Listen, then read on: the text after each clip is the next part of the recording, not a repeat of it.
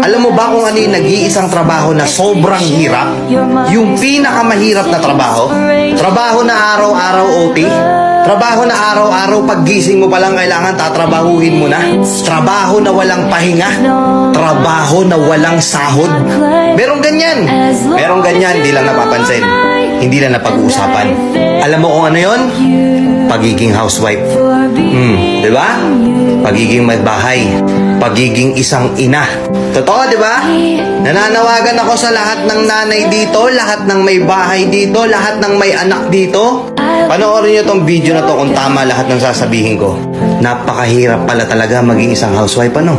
Pagising mo sa umaga, mag-aasikaso ka, naglilinis ka ng bahay habang nag-aalaga ka ng bata, ikaw magbabudget ng binibigay sa'yo ni mister na sahod niya, naubos na yung oras mo araw-araw, matutulog kang puyat, gigising kang pagod, tapos bukas ganun ulit.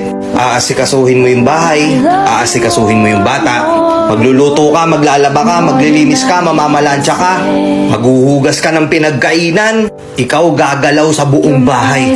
Tapos ano kapalit? Pag-uusapan ka ng ibang tao, palamunin ka lang daw. Tapos minsan kay questionin ka pa bakit wala nang natira sa pera. Saan mo dinala yung pera? Saan mo ginastos? Tapos ikaw sasagot ka, hindi mo ba nakikita? Hirap na ako mag-budget araw-araw.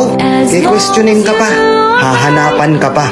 Wala kang choice kundi gawin yung mga trabaho na yun araw-araw. Kahit na minsan marami kang naririnig na pinag-uusapan ka, napakadali lang naman yung ginagawa mo, nasa bahay ka lang naman. Hindi naman ikaw yung nagtatrabaho. Simpleng-simple lang yung gagawin mo.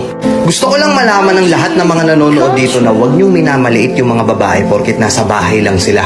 Hindi porket na andun lang sila, nasa bahay sila, di sila umaalis, wala na silang ginagawa. Sobrang hirap na trabaho. Sobrang nakakapagod. Pero wala silang choice. Kailangan nilang gampanan yung responsibilidad nila. Na minsan, yung iba pa nga dyan, masakit to kung sa masakit, pero ang trato sa inyo katulong na, di ba? Minsan sasabihin ng mga nanay natin, hirap na ako maglaba, suot lang kayo ng suot ng damit. Ano ba, baso na lang, hindi nyo pa mahugasan. Nakaayos na yung damit mo, kukunin mo pa yung nasa ilalim ni hindi mo man lang maibalik ng maayos. Di ba? Pero yung simpleng mga bagay na yun na ikaw nang ikaw yung paulit-ulit na nag-aayos no, nakakapagod, di ba? Araw-araw ganun yung ginagawa mo. Araw-araw bakit ganun? Parang hindi nila maintindihan.